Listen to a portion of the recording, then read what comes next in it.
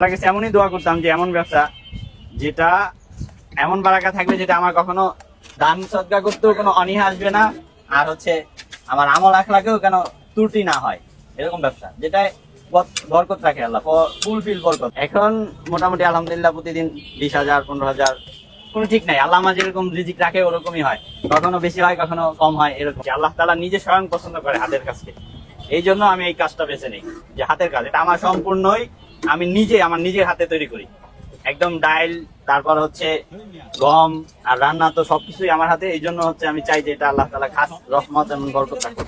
এটা যখন আমি ব্যবসা শুরু করি তখন হচ্ছে আমার বেশি পুঁজি ছিল না, পুঁজি ধরতে গেলে ছিলই না।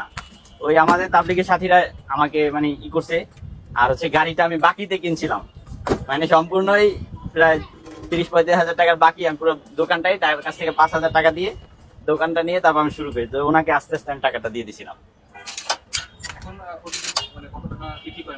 এই ব্যবসা নিয়ে পরিকল্পনা বলতে আমার রেস্টুরেন্ট দেওয়ার ইচ্ছা ছোটবেলা থেকে, যখন মাদ্রাসায় পড়ি তখন থেকেই আমার ইচ্ছা যে আমি একটা রেস্টুরেন্ট দেবো আর এখানে সব খাবার থাকবে।